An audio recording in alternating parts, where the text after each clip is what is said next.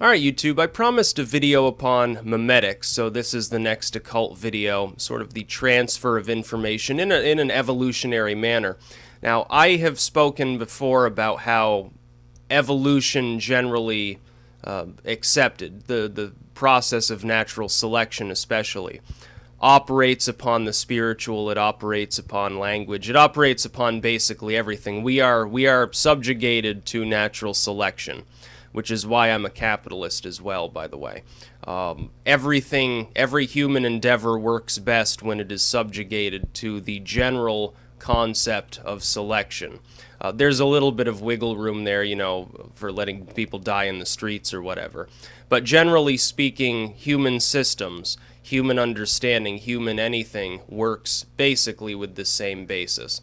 Memetics is no exception. It is a modern-day secular explanation for principles that were already kind of understood, in the sense of chemistry versus alchemy, that were already understood in ancient times, that were understood long ago. The concept of the transfer of information works upon the occult in the following manner.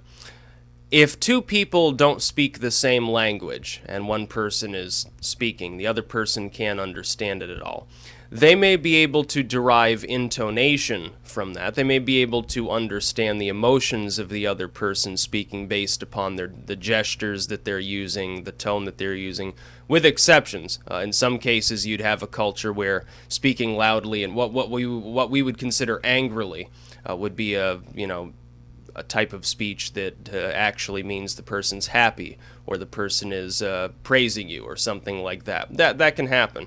Generally speaking, though, if we're talking about any of the European diaspora languages or something that's been influenced by a European culture, the emotion, the intonation, the tone, and so forth will be similar, as opposed to the Asian branch of languages and gestures and so forth, or Africa, or something like that. You may be able to derive that, but you can't derive the central core meaning because you don't understand what's being said. We're going to assume that these two languages are different enough so that, it's not like English and French or English and Spanish where you might understand the occasional word and get kind of the gist of what's being said.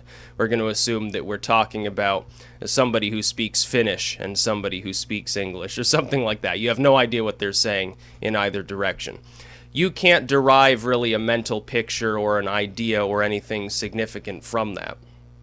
In the concept of memetics, it works a little bit differently. We're all probably familiar with spudro sparda or something like that, which is sort of the Finnish perversion of pedo bear, one of these earlier meme images.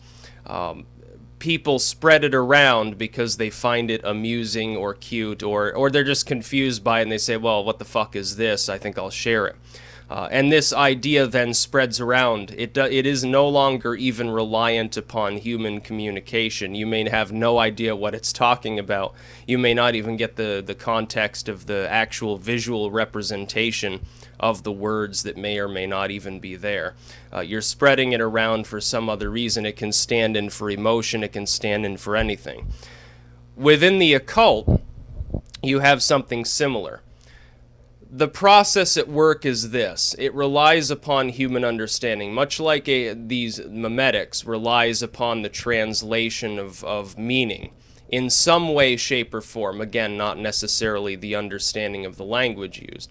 The occult, as far as the pre-modern psychological explanation goes, can work if it is witnessed and the other person believes in it at least a little bit. For instance, if I conduct a dark ritual of cursing and direct it at another person and the other person is aware of it and they believe in such material, their behavior may be altered because they have witnessed that curse going on. That is, you don't need a mystical mumbo-jumbo explanation as for why it works. You can believe in that if you want, but you don't actually even need that explanation. An entirely secular rationalization of any change in their behavior, maybe they do destroy themselves, maybe they commit suicide or something, would be that their emotions, their behaviors were affected by the same ritual. Going back further, you would have the concept of as above, so below. Well, at the same time, as below, so above. The two become twain.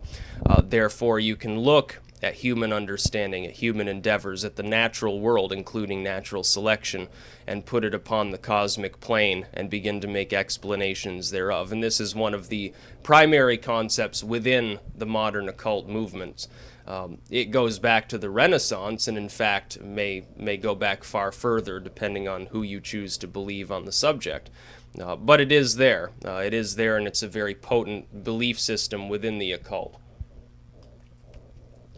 We also have to understand something I don't think many secular proponents of the academic study of the occult understand, is that these should be seen in the same way as modern science is broken down into various theories and explanations, different schools of thought, and so forth. The occult should be broken down into the same. Now, many people just say, well, it's the occult. Now, I do that because I study all of these different branches from both an academic and sometimes practicing standpoint. But it would be inappropriate to conflate any of these two groups, or necessarily two books, or two figures within what we would consider the occult at large, necessarily as having anything to do with one another. You take some Chinese mystic and then you take some Renaissance-era European alchemist and compare notes across the two.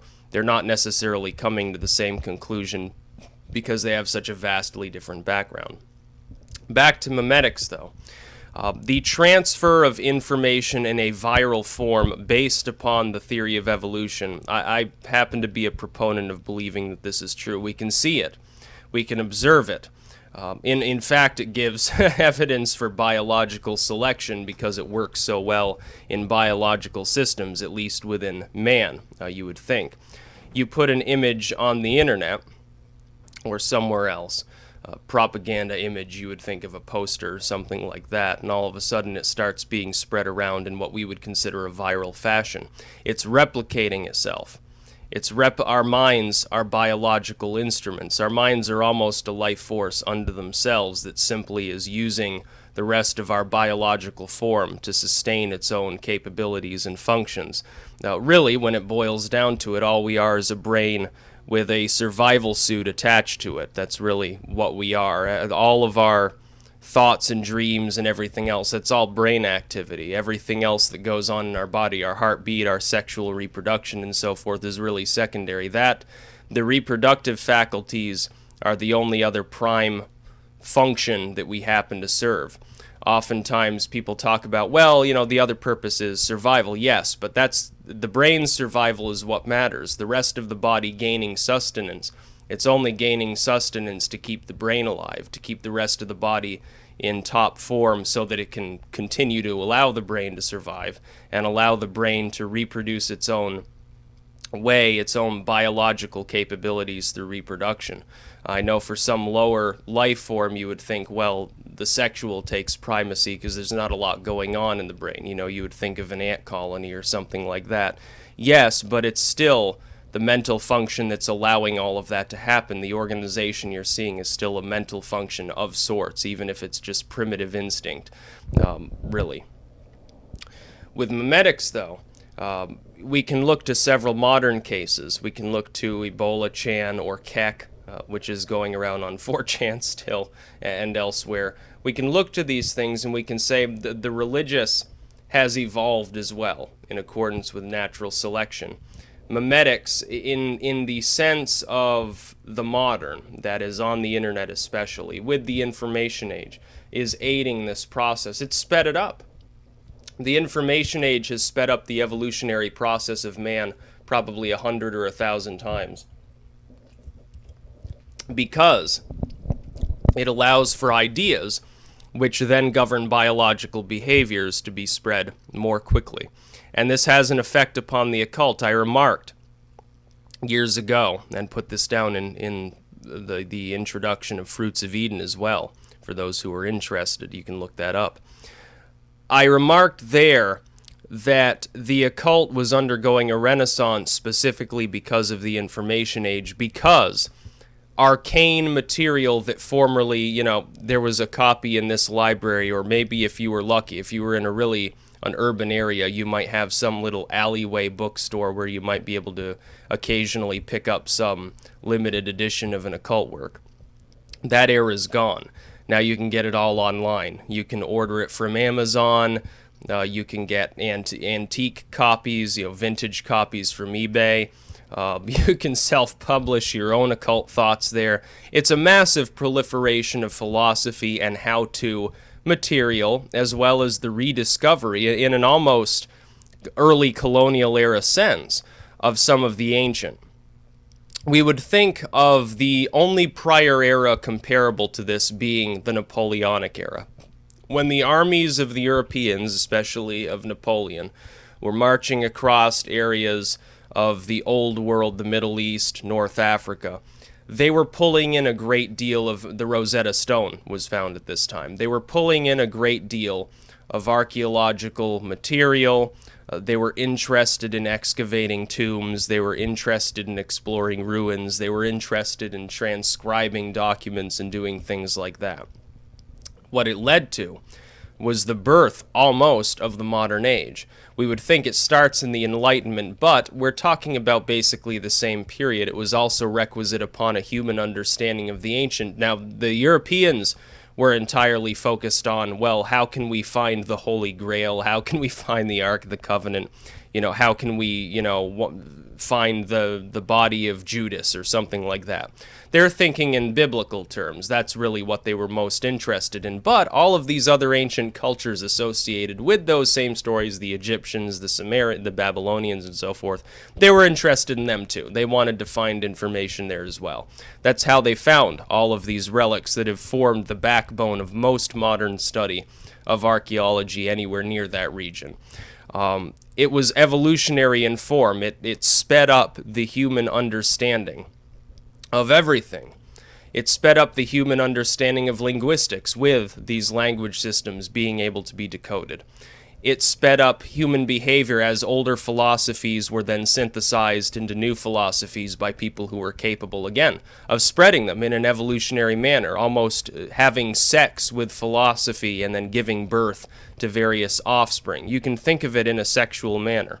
I don't say that jokingly. You can think of it in terms of reproduction.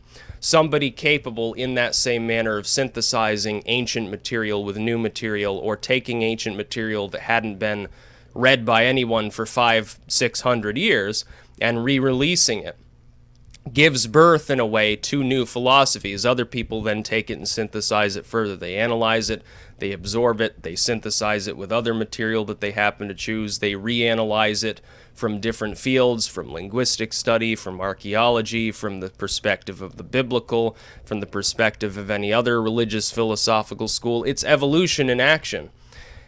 And in the information age, it's a massively, massively faster than it was in the prior age, which, again, it's sort of built on the backbone of the Enlightenment. And before that, the prior era, which was already faster than it had been for 1,000 years, was built upon the printing press, essentially.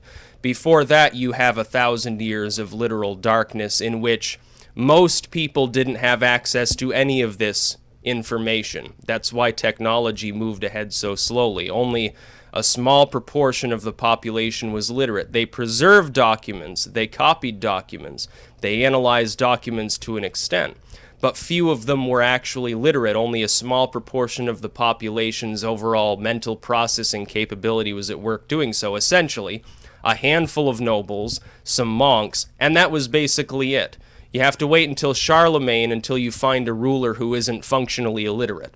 For a long time, it was a very small proportion of an already decreased population really studying anything, really capable of writing their own name. Things move slowly between the fall of Rome, outside of parts of the Byzantine Empire, really.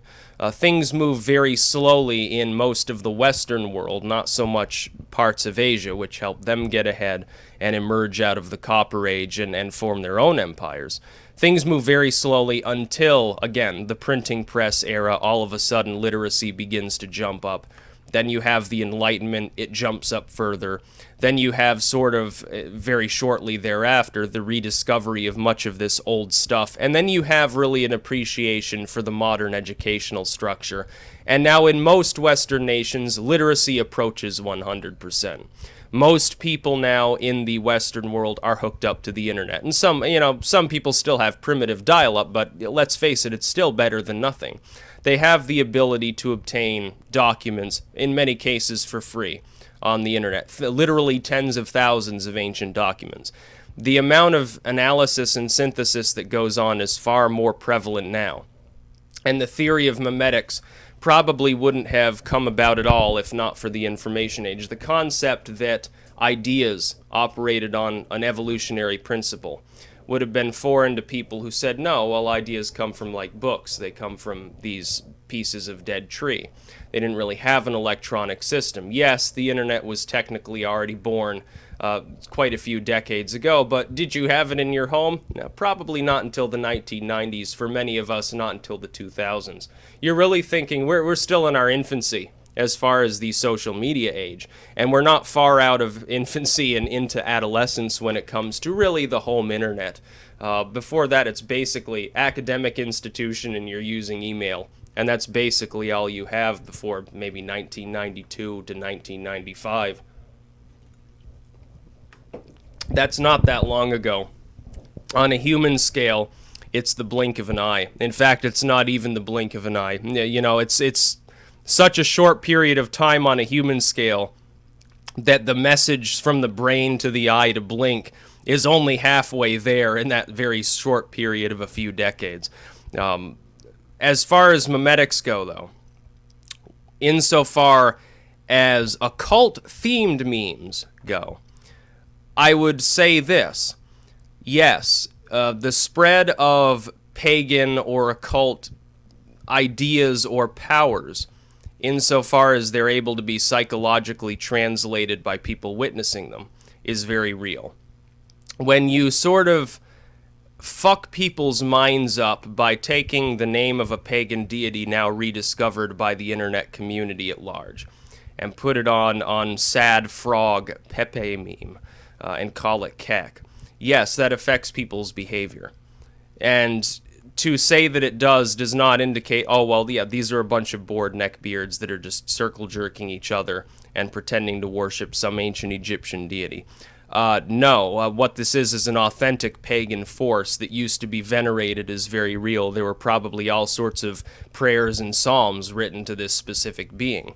You have just successfully, in the manner of Napoleon's forces digging the Rosetta Stone out of a sandbank, you have just done the same thing and rediscovered an entire ancient tradition. Now, you don't have access to the original prayers and songs and stuff like that, but if you assume that there's any validity at all to the original figure being worshipped, it shouldn't fucking matter, because people used to consider that figure very much real, physically, tangibly there in the sky, or in a cave, or in a lake somewhere. And you're now venerating it, at least psychologically. This has an effect upon the world. Even if that effect is to cause onlookers to think you're a lunatic, at the very least, it's going to alter their behavior. Now, all of a sudden, they're worried about a cult of Kek worshippers or something. Ebola-chan, what is it? It's an anime figure. It's a fucking sexualized cartoon that deals with an epidemic in Africa.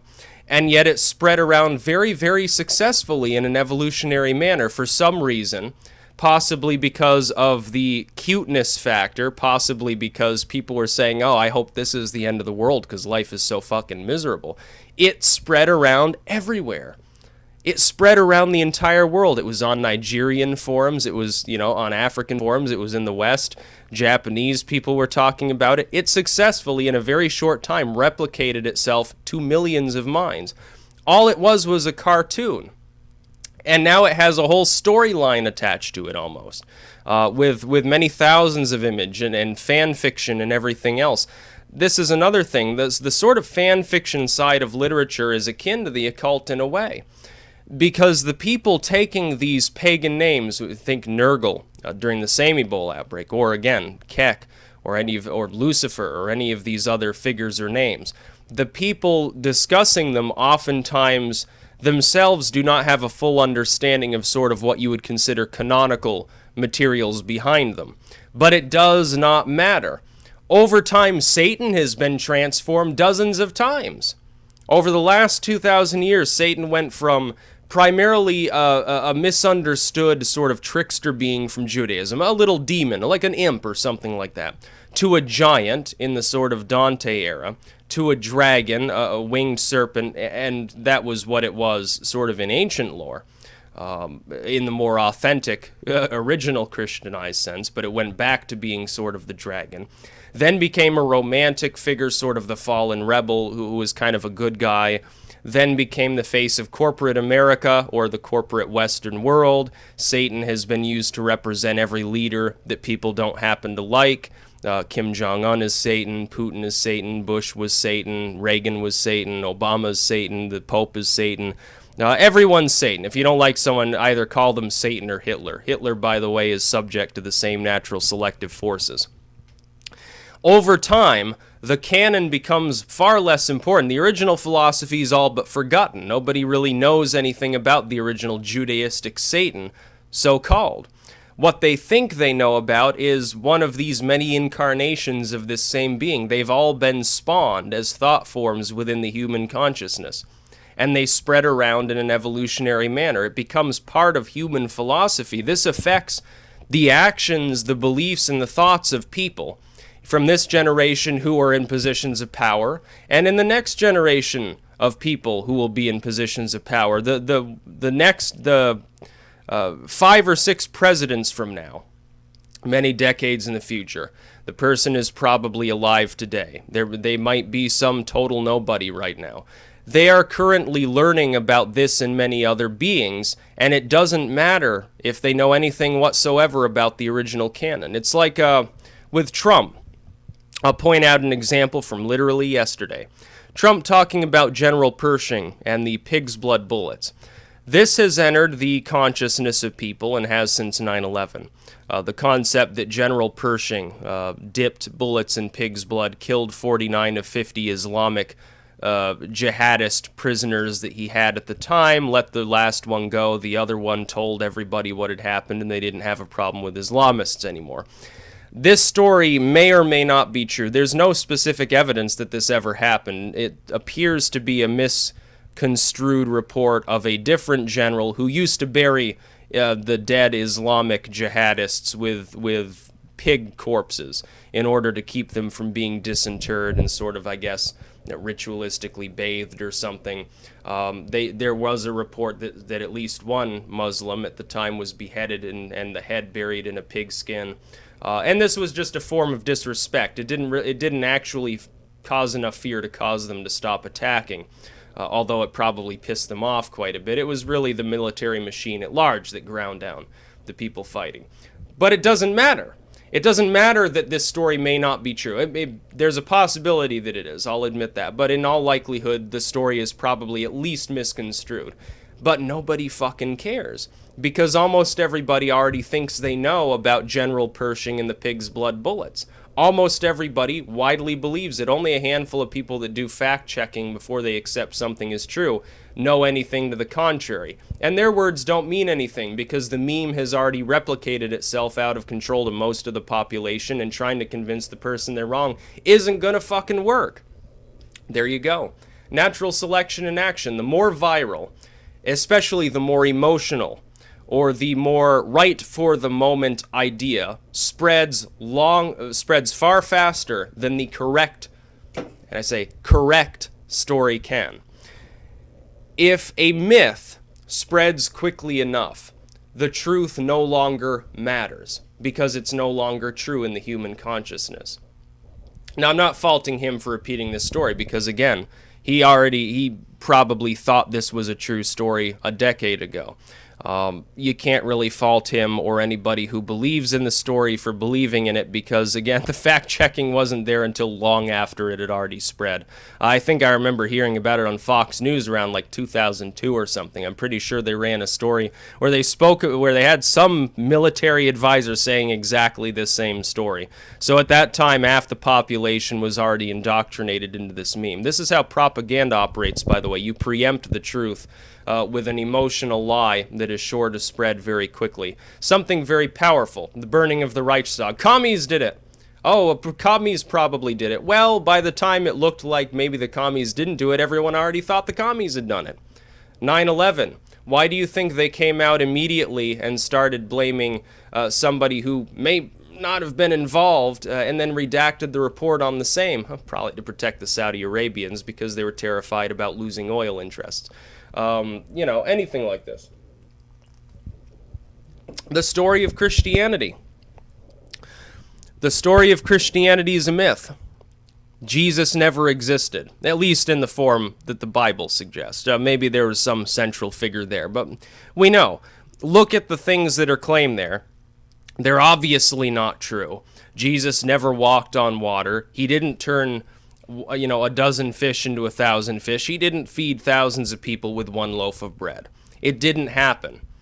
It didn't happen. It's completely impossible. It's a myth. It's a myth. It's a lie. But people had already spread it around, especially during the Dark Ages. And so now you've got an uphill battle trying to convince people, even though it's so fantastic and so obviously not true, that it isn't true. It's an uphill battle. In fact, the only way really to displace it is to displace it with another meme, with another emotional kernel of information that replaces it. It overwrites it in the sort of manner that a computer will. This is why I endorse Satanism. It prescribes a method by which this can be done, even if I'm no longer myself a Satanist, having already gone through that deprogramming.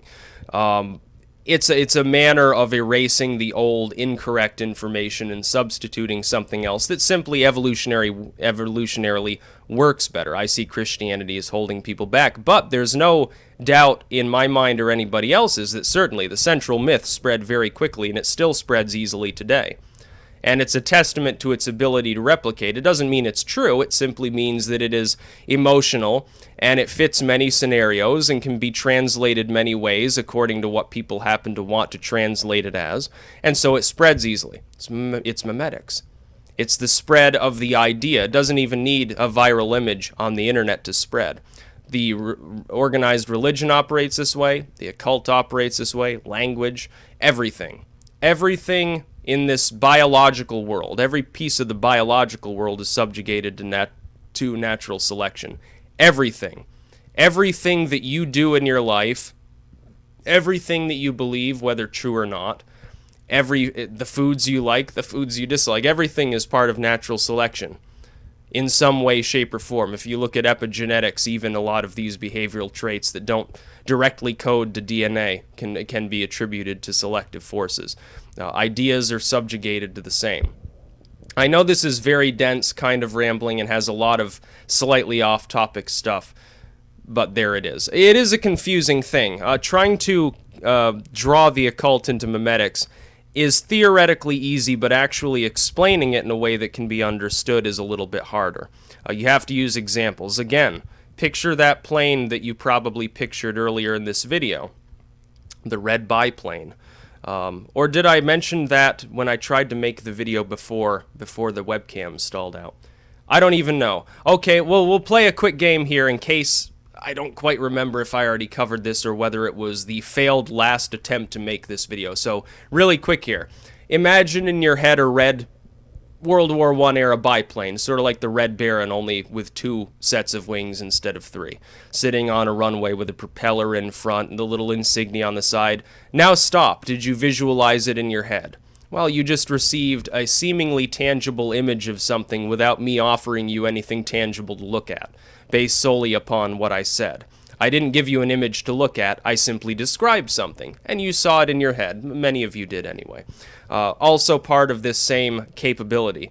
Now, no two people visualized exactly the same plane. It's an abstract thought, but it's still there. It's a thought form. Thought forms are important within this concept. But I'm going to leave it at that. I'm actually starting to get a little bit overheated sitting here in the sun, believe it or not. It's way warmer than it should be for this time of year. I'm not unhappy about that. That's about all. Peace out.